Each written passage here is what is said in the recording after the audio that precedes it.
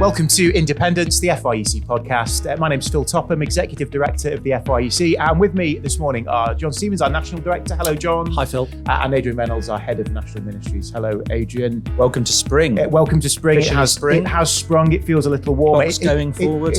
Well, that's this weekend, isn't it? So don't be late for church by an hour. There's always one family that does it. I think in every church. It's okay as long as the preacher doesn't. That's the main thing. That's the main one. Well, it's time for our look at the news. This is In the News, when we look at the main news stories of the last couple of weeks. And I want us to start with the Metropolitan Police. So Baroness Casey's report came out this week, where she labelled the Met Police institutionally racist, misogynistic, homophobic. She said they can't be in denial about the deep-rooted issues at the heart of the Metropolitan Police. An absolutely excoriating report from Baroness Casey. And it does, I think, further undermine trust in the police, doesn't it? That's got to be what it does first and foremost. Well, I think inevitably, it is a shocking report in terms of what's been exposed in terms of the sort of systemic racism, misogyny, homophobia. It's even more shocking that 24 years ago, the Macpherson report exposed the institutional racism of the Metropolitan Police. And therefore, kind of at one level, the question arises, why has that not been dealt with? Why has that not been kind of addressed? And inevitably it undermines trust. But at one level, it probably exposes a reality that many people thought was the case anyway. So it highlights the way the black community in London have been badly treated by the police. Over-policed, they said, didn't they? Yeah, I think in many ways the black community would recognise that. So it's, in a sense, the trust had already been lost. And so simply exposing the reality, the same is true in relation to violence against women and domestic abuse. Rape victims in London, many women in London feel the police have not served their interests. So you might be right that it does undermine trust in the police, but I think amongst the constituencies, that trust had already been lost because of the way the police had behaved. And therefore, the report perhaps opens an opportunity for those issues to be addressed and to be resolved and to bring them to the attention of the Met. But there's no denying that they expose a culture of abuse, failure, choosing of priorities that disadvantage some groups and not others. And it has been absolutely shocking. And it again reveals the sort of the relationship between kind of individual wrongdoing and cultural and institutional kind of wrongdoing, because obviously there are multiple stories of the way that individuals have behaved towards officers, the sexism, the racism that's been experienced. So there's no doubt there's individual wrongdoing. But it's also exposed something much bigger than that, which is a whole culture that kind of justifies and permits that wrongdoing. The Commissioner's pushed back on that, hasn't he? So he's avoided using the word institutionally. Yeah. What do you make of that, John? So his argument was, that tars everybody in the Met in the same way. And of course there are, and we want to acknowledge that, there are good, we know Christians who are serving in the Met, there are good, honest police officers full of integrity. So is he right to do that? Is he right to push back on that institutional language? Well, he has done, and the Police Federation has pushed back on that as well. So there's one narrative that would say the problem with the Met is some bad apples that need to be sort of dealt with. The other view is that actually the whole system is operating in a way that perpetuates. Which is what the institutional language kind of points towards, isn't it? Yeah. And at one level, I think the Met sort of chief is an outlier in saying that virtually everybody else has accepted that this does reflect something of a systemic kind of culture. That was the judgment of the Macpherson report. And I think we should remember that sort of Macpherson was no kind of woke liberal. He was a kind of a high court judge, deeply analysing the way that the Met operated and the culture that it had. So it obviously is politically charged at the moment. And it's almost understandable why he wants to defend the police kind of in that way. But he is an outlier and he's been criticised for that.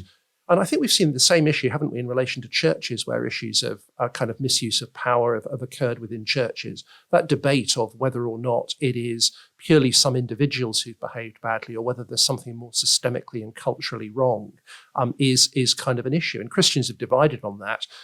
Actually, it's bound up, as the Met Chair said, this has become a politically loaded word because it does fit with what our culture is saying about what it means to be woke, and it can be misused in that way.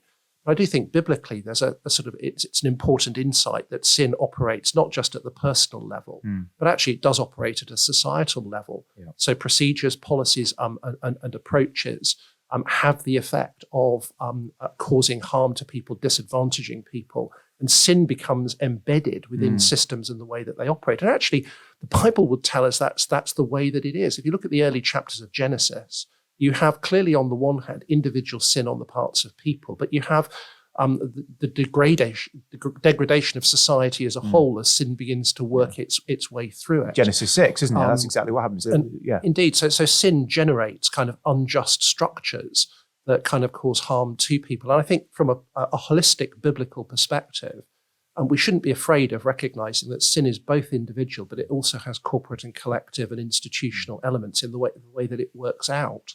Lessons for us as a church then, Adrian? Well, there are many, actually, and we could do several podcast episodes just on this, but two things that really leapt out to me. One is how their problems are especially present in elite units. So the firearms units, the diplomatic protection units, these are some of the units that the report authors looked at and found to be particularly, that the environment to be particularly sinister, malicious. And I think there is a lesson there that there is, when you start creating elite kind of leadership roles or elite kinds of service that are somehow better than others, you do run the risk of creating a kind of, you can't touch me sort of atmosphere. And I think all of us who have, we serve in the local church, but many pastors, and the three of us around the room are in this position, serve in other ministries as well. There is a danger that we start to see ourselves as somehow beyond, the ordinary calling of a pastor, which of course is the highest, I think is the highest calling of all. And when you start creating these sort of elite national, international roles, I think you have to be very, very careful. You have to work especially hard at accountability. You have to work especially hard at how you communicate and how you're represented. But because you're not just in your local church where there's accountability and friendship and love and relationship. You're operating in a world where some of those things are absent. And so I think there's something about some of the roles that we create within evangelicalism, which are probably necessary to serve the church, but we need to be very careful at how they're managed. I think that's one observation. I think the second observation is just that the Met is enormous. It has an enormous budget. I hadn't quite appreciated this. They were talking about the different divisions in the report and how a chief superintendent is in charge of an area of London, and the force under the chief superintendent will be larger than many other police services across the country, with all the associated kind of support structures that go under them. And I think when churches get big, we need to be especially careful. The way essentially you have to run a large church is you have to work hard at organisation. It necessarily becomes a bit more hierarchical. It's the only way to make it work. If you're a church of 40, you can have a relationship with everybody. If you're a church of 400, you've got to think very differently about how that operates. And again, the danger is as we get larger and we get more distanced as senior leaders, especially from people, then the temptations to fall into sins, especially systemic sins, I think are greater. So it is interesting. There's no answer to that, I don't think, in the Met. And they're talking about perhaps breaking it up, but it's difficult to see how that might work in a place like London, where actually it is a whole. How would neighbouring forces, all those sorts of questions, are very, very difficult to resolve. But it does seem to me there's a problem of size that actually means the Met has been unable to heal itself. So you're right, John, to refer to the case, the Macpherson report and the institutional racism, and it's interesting that nothing has been done. That's the kind of the accusation. And I think things have been done, but not enough has been done. And I think that just goes to show that actually large organisations, they have a momentum of themselves. They're very, very difficult to sort of turn around, really. Just to comment, I think in relation to the elite units, one of the things that flows out is the prioritisation of choosing where you put resources. So the report says that those units basically got everything they wanted, whatever gadgets, whatever equipment, they could have everything. Whereas, for example, the rape units or the domestic violence units were operating simply on a shoestring. That's right. And again, I think in ministry, we need to look at where do we put our resources? Do we kind of have some ministries that get everything, some ministries that are under-resourced? That tells you an awful lot about whether or not we're serving needs in an appropriate way. I think another observation is I think the report recognises that culture change takes a very long time. So it would be easy to come to this report and think there's an easy, simplistic solution. Whereas actually they say, for example, kind of raising the number of people from ethnic minorities serving in the Met, they think will take decades to achieve kind of something that reflects wider society. So there is a realism that cultural change doesn't happen overnight. And it kind of requires a sustained commitment to keep changing the culture.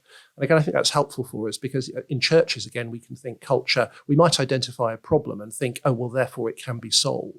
But cultures take a very long time to be able to kind of be shifted and changed. And it requires sustained commitment to do that.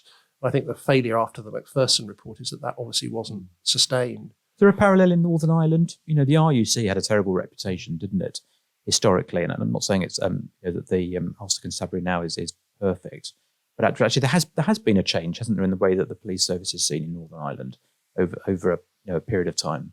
Yeah, and that required some significant changes. External right. people brought in to kind of review it, the replacement of officers who didn't want to stay. So I think there were sort of officers who were basically paid to leave the service because they didn't want to work with the new culture. So it was costly to sort of, in a sense, retire and remove those who weren't willing to work with a new culture. And that's part of sustaining it. But even in Northern Ireland, I guess, the police service has to keep maintaining that new culture. It's not something that's ever done and fully finished.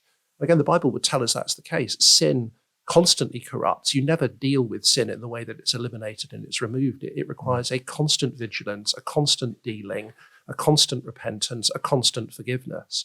And I think we need to recognize that many of these things are not done. And leadership to do that. So one of the questions being raised is, can the current Met Chief lead that cultural change? But here, again, there's a lesson that sort of identity politics is not the answer. So the previous Met Commissioner was Cressida Dick, who was a woman and from the LGBTQ community.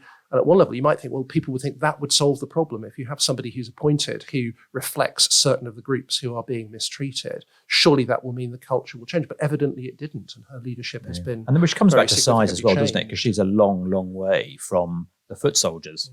The distance between the top and the bottom of the organisational tree and the Met is enormous.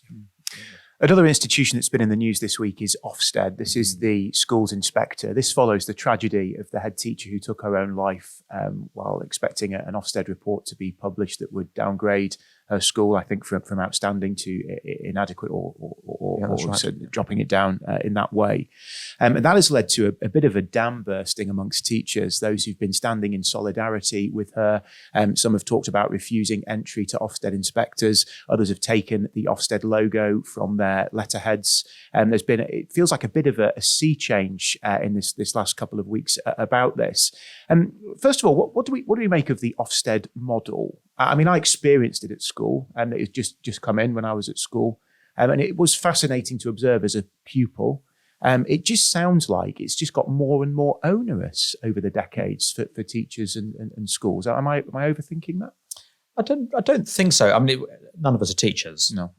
So it's difficult to comment on it from a sort of first hand. I mean, you've seen it as a pupil, but it's difficult to know exactly the stress it causes for staff. And I think we all know staff and head teachers in schools. It does cause an extraordinary amount of stress. And I think I feel somewhat mixed about it, because I think upholding standards in education is important. We do want our children. We've all got children. We do want children to be well educated in the state system, and we do want poor education to be called out and rooted out. It's a different issue, I know, but not in a dissimilar way that we've been talking about with the Met. We do want things that are substandard to be called out. But is this the way to do it? Well, it's difficult to know how to do it, Phil. So there have been school inspections for 120 years, I think. Ofsted is a relatively recent invention in your lifetime. Thank you. You're a youngster. Those of us who are much older on this side of the table. But there have always been inspections. The difference is, I think it's become professionalised. So initially, when Ofsted was set up, actually, people were co-opted from other schools, head teachers who had retired, taken early retirement, or were actually employed by Ofsted to go and do inspections. In more recent years, professional organisations have had the work subcontracted to them.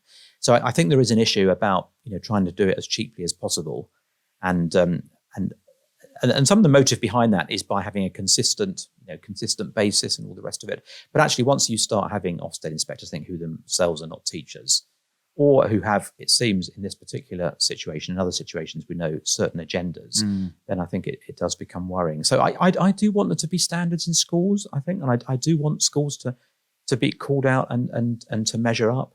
But actually, any inspection that is based on a 24-hour visit or a 48-hour visit, is a little bit.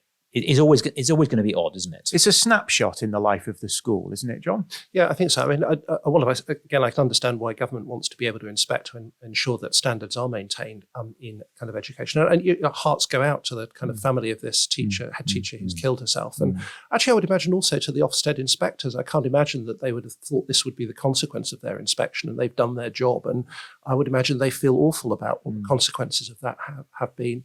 There's been a particular issue recently with outstanding schools haven't been inspected for quite a long time. More than a decade in some cases, I think. It does seem that Ofsted has adopted a policy of wanting to inspect outstanding schools and reduce their ratings in many cases. I think a fundamental problem with this whole process is not so much the inspection, but to reduce a verdict on a school to a single word.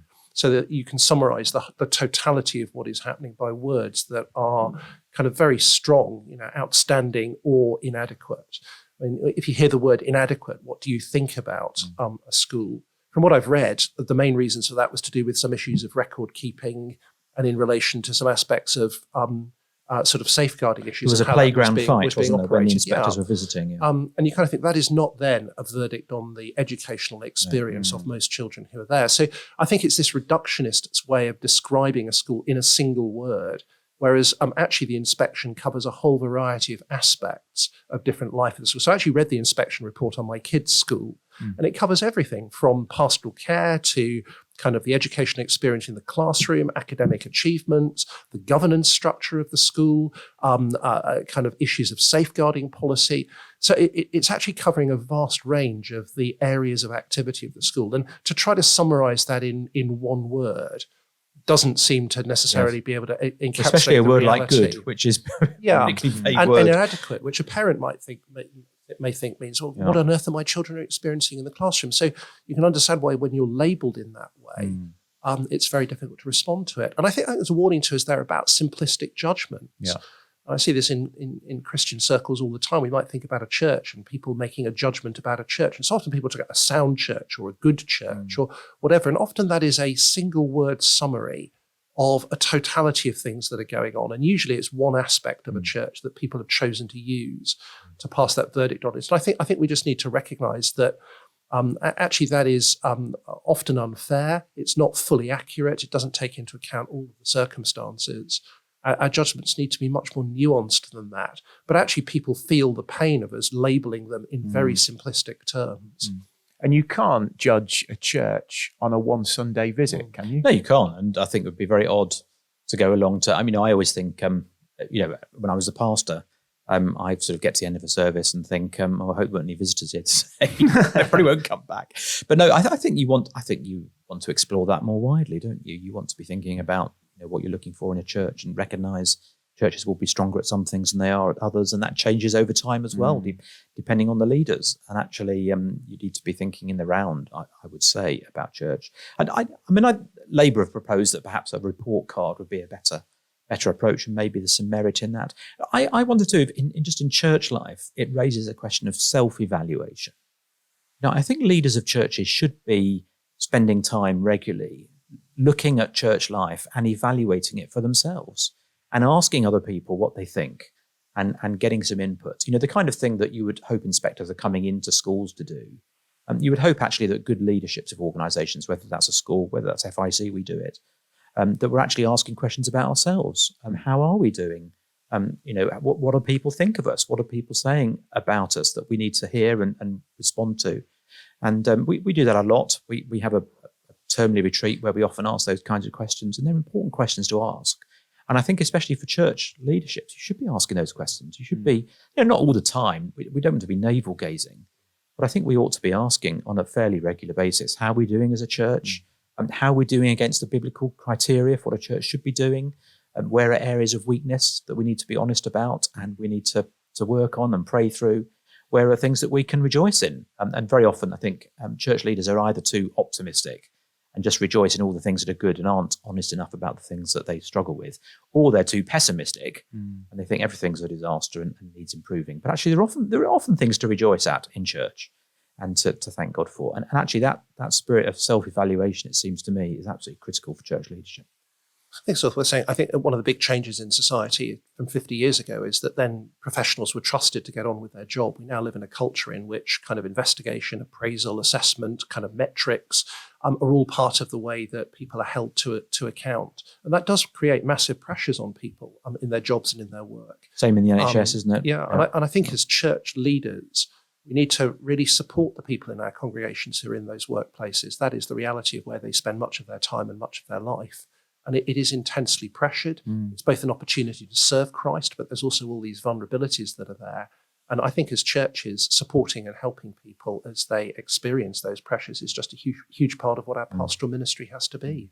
Self-evaluation then, let's bring that back to the Commons. Can we? Whether our favourite partying Prime Minister did indeed mislead the Commons. Oh, what's he been up to now? So, well, as we know this week, he's come before a parliamentary committee. Boris. Did Boris Johnson mislead Parliament? So let's start there. John, yes or no? He says he did. Yeah, but not intentionally. Yeah, so not intentionally. I thought misleading. Well, yeah, we're getting into vocab. Well, we are. but I think there has been something fascinating about watching it this week because it seems to me, this is my layman's observation, that here is a man who stood up before the nation every evening telling us what the COVID rules were, but now is seeming to say, well, they weren't particularly clear, so I'm not sure if I misled Parliament or not. Am I overthinking that? Yeah, I mean, it's ultimately for the judgment for the committee to make that decition. You've heard all the evidence. Oh, come on, John. You could no. make a decision.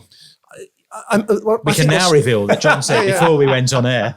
No, I didn't. What's striking to me is how people actually have already made up their mind in large measure. So actually, there have been a whole load of people who are supporters of Boris who've said his performance in kind of Parliament in the committee, he's shown that there's no basis to this whatsoever. This is a kangaroo court and it ought to be dismissed and it's all part of a witch hunt. There's a whole load of other people who've taken exactly the opposite view and said, here is somebody who has patently lied and is providing very bad excuses for why they didn't really understand. It's not going to change anyone's mind, is what you're saying. It's not. And actually everybody will have to make up their own mind as to whether or not the evidence that he presented kind of is a real justification. It does seem really hard to believe that somebody who in that position of power, who knew what was happening in the country, who has advisors all around him, who is urging the country to, in a sense, avoid all social contact, stay at home, do nothing, where people were being fined up to £10,000 for organising a party of 30 people in their house, seems to sort of be a claim that they can be unaware of what was happening in their own kind of office and place. At the same time, I have a measure of sympathy. The kind of boundary line between what's work and what's not work wasn't clear in the guidance. And for those of us who were involved in trying to advise churches as to what it meant, again and again, actually it wasn't really very clear. And there were edges and there were fuzziness as to whether things fell within or not. The guidance was produced very rapidly and was constantly changing. And it did leave scope for kind of negotiation around those edges. So at one level, I also want to recognise actually in some of these things, the guidance was not crystal clear as to exactly where the boundary lines between sort of activities sort of fell. That's very gracious. It's very measured, John. Thank you. We're in that group. We had my father-in-law died during the COVID pandemic of ultimately of pancreatic cancer, which was his whole situation was exacerbated by catching COVID. We couldn't see him. And weren't allowed to go and see him. We had to say goodbye to him on a mobile phone. So this feels very raw to me. I couldn't watch it actually because I just thought that the way that so it seems to me, this is a very personal observation. I don't mean this to be political, but the way that Boris kind of obfuscates and just sort of dodges questions and blusters and self-justifies, I personally find very difficult given the circumstances we went through. I just think that's very painful, and I think the lack of sympathy that there is towards those who did take a different view and did try and keep to rules and did try and do what was asked of them, I just think it's extraordinary. And a little bit more humility wouldn't go amiss, it seems to me. It seems to miss the reality that there were lots of people who were finding this period hard. So it's all very well saying, you know, it was hard for us trying to make the decision. Well, it was hard for NHS workers. It was hard for teachers. It was hard for parents. It was hard for everybody in different ways. And we did learn how to do things on Zoom. And the argument that 10 Downing Street is an old townhouse and people kind of brushing up against one another. Well, most things we learned how to do remotely. We didn't need to be in the same place. So I still think there are some big unanswered questions. What leadership lessons are there, John? Well, I think you have to lead with integrity, and there needs to be a commitment to a kind of honesty. I mean, at one level, politicians twist the truth, defend themselves, spin. That's become part and parcel of political culture for some period of time. I mean, you can see this week that the debates have been going on about the whole kind of Northern Ireland Protocol, a kind of agreement, and the Windsor kind of framework that's been adopted. I've been astonished at reading politicians basically saying the Brexit deal that was negotiated, we only did it because we had to, and it was always the intention to renegotiate it. We never had any real intention of kind of keeping the Northern Ireland Protocol we negotiated. You kind of think, is that really the case? That wasn't what was being said at the time. Here was an oven-ready deal that was kind of being introduced. So this kind of spinning and not saying what you mean and not quite telling the truth and weaseling out of responsibility has become, unfortunately, part and parcel of our political culture. Is that a problem for church leaders, that kind of spinning? Yeah, absolutely. Give us a for instance. I think, for example, leaders can easily overstate their size, their implications. They big up their membership numbers. They talk about themselves positively in that way. Sometimes the way that they can speak about others can be a little bit like sort of Prime Minister's Question Time. We kind of big ourselves up by running kind of others kind of down. When they're confronted and challenged, they tend to defend and explain and excuse rather than simply accept that maybe it was a mistake and to put that right. And partly that is vulnerability. I guess the reason why politicians behave like this is their job is on the line. Boris Johnson's political career is on the line, his potential position in the kind of constituency and whether there's a recall is on the line, and people under pressure defend themselves because they are fearful. And actually that's, again, a natural human sinful reaction. And we don't actually live in a culture that has a great deal of grace, actually, in relation to people who are making incredibly difficult decisions, and sometimes they get it wrong. And there's a difference between do they do that mendaciously or do they do that kind of because they're not as competent or because they're caught by the pressures of the moment. So we can be actually very judgmental, and that judgmentalism actually creates a culture in which people obfuscate about what's happening. And there is a place for transparency too, isn't there? I think what's become clear now as we start to look at, the WhatsApp messages from Hancock and various other people is politicians were saying things in public with absolute certainty that they were very unsure of. Now, obviously, they had to set public policy and they had to think wisely about how they did that. But I think this is part of integrity, isn't it? To actually appear to be very certain about things that you're not certain about in private. I think in church leadership, we have to be transparent. If there are questions we don't know the answer to, we have to say, I don't know. Yeah. And I think that sort of humility is often lacking in the world in general, and that cashes out in church life. And I think church leaders actually can, in their teaching and their preaching, can do that all the time. They actually speak things with a degree of certainty that aren't quite justified. And I think for all of us, there are levels of theological conviction about what we think is taught and right. Yeah. Some are things we hold with absolute certainty. Others, we might have a lesser degree of certainty about them. So we might have very clear certainty about the nature of the atonement and the death of Christ, slightly less certainty about actually what the right mode of baptism is. But so often we can speak with a conviction that we are absolutely certain. And sometimes actually we would serve our congregations better by recognising that. Yes. And actually we make partnership very difficult. We're just doing our local conferences at the moment on partnership. There's a good podcast with Gavin Ortland you might like to catch up with. And actually if we attach too much certainty to too many things that actually the Bible doesn't allow us to be absolutely certain about, we make partnership very difficult. It's not just within the congregation. It's how we work with another congregation down the road. That becomes almost impossible unless you share every jot and tittle of every doctrine. Last couple of minutes, let's talk about the final of The Apprentice, which has taken place this week. Adrian wants to talk about this. All I can say, without any spoiler alert at all, the winner was female. But enough of my teasing. Adrian, what did you want to say about this? I have to confess, I don't watch The Apprentice. Oh. I find it rather tiresome. Got some family connections going back with Lord Sugar, and I find it all a bit contrived. Well, that's another. I'll make a note of that. I mean, I think it's important to remember it's an entertainment show, right? It's not a business show. I think initially when it started off, it did start off more as budding entrepreneurs, but clearly they're selecting candidates now on the basis of who can be good telly. Yeah. And that mean they're often, these people who were presenting business plans. I saw the interviews round. I happened to be reading a book and it was on. My wife and daughter were watching it and I couldn't avoid it really. And it was extraordinary just to see how ill judged and just how not really very well formed the business plans were, just in the real basics. But I think the thing that really struck me about it is that the people who were doing the interviews were almost wholly without exception, extraordinarily rude. Yeah, very aggressive. I mean, you would almost use the word abusive in some, they're making people cry. And it just seems to me that there is a kind of model of leadership that is being, I know it's entertainment, don't write in, but it's a kind of model of leadership that's being put forward, which actually doesn't bear a lot of relation to the real world. I've worked in business, and people who get to be senior leaders of organizations tend not to be like that. Entrepreneurs, it's slightly different, sort of the go-getters of this world. But I mean, I sat in a meeting with, spoiler alert, I sat in a meeting with Richard Branson talking about tax. It was very dull, don't worry, it was very dull. And he's not like that either. So you just sort of think this sort of aggressive, punchy, what about you? That sort of stuff. That's not leadership. And I think we've got to be careful that we don't take that on as a model and think, oh, well, that's great. That's the way to interrogate things is to really go for people and really sort of pick holes in stuff.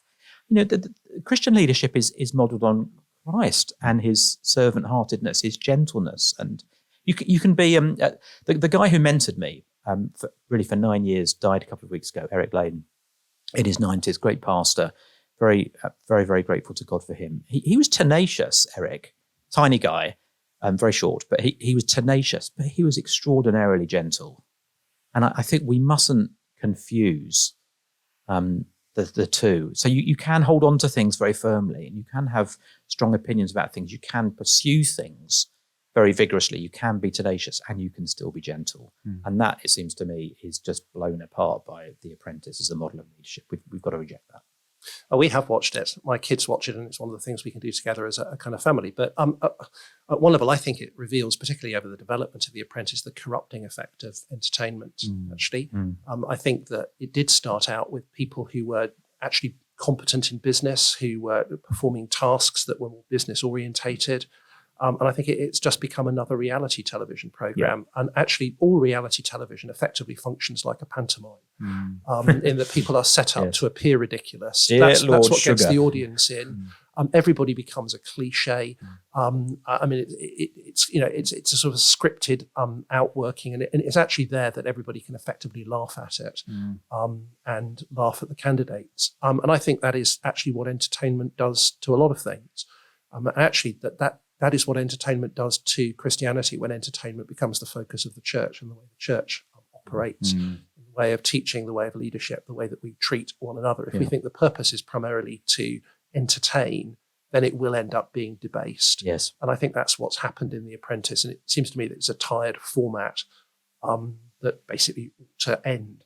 But I think the lesson for us is actually if we buy into that reality television kind of culture, and that is feeding into the way that we think we ought to be doing church, the way our services ought to be being run, the way that we ought to be preaching, in the end, we will be debasing something precious and significant. Baroness Brady, who's part of it, one of the contestants called her Karen by mistake, probably because off camera they are calling her Karen. Yeah.